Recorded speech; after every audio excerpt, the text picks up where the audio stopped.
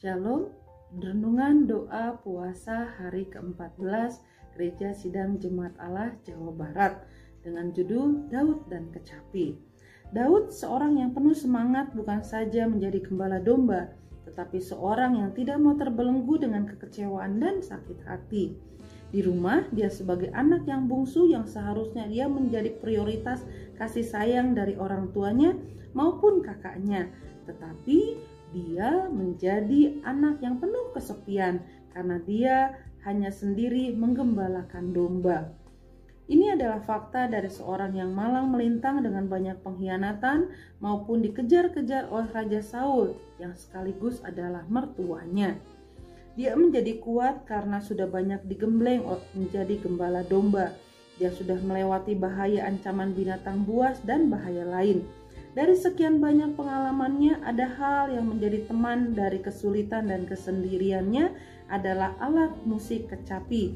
Dia adalah tipe manusia yang tidak mau tenggelam dengan hal-hal yang bersifat kesedihan dan kemarahan yang akhirnya menjadi akar pahit. Daud mau merdeka dan bangkit, dan kebebasannya dipakai dengan bermusik dan bermazmur dengan kecapi. Proses menjadi gembala domba dan pengalaman hidup inilah yang menjadikan Daud berhasil dengan karya-karyanya yang agung. Kebebasan bermusiknya juga membawa ia masuk ke dalam istana. Dia bermusik berdasarkan pengalaman hidup, baik di zona nyaman ataupun di dalam keadaan keterdesakan oleh musuh dan kepahitan hidup yang dia alaminya.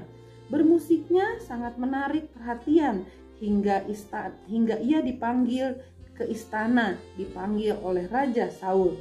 Alunan musik yang indah menghasilkan perasaan tenang dan juga menghasilkan kuasa jahat dari diri Raja Saul dapat keluar. Ini adalah hasil perasaan pengalaman bermain kecapi dan menyanyi yang penuh kesungguhan serta pengharapan kepada Tuhan. Itulah dilakukannya secara pribadi.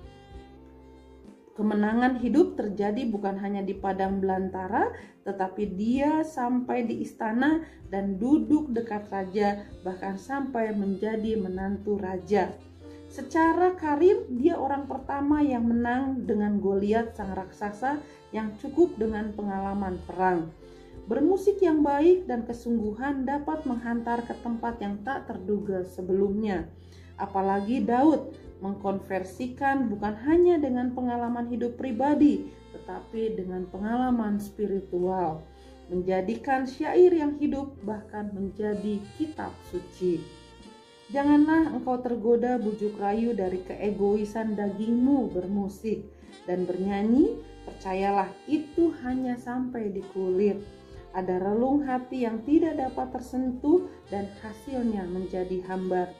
Jadikanlah alat musik dan bernyanyi saudara yang dalam, yakni roh saudara. Kesimpulannya adalah musik powerful bukanlah irama dan suaranya yang menggetarkan, tetapi Tuhanlah yang berkarya di sana.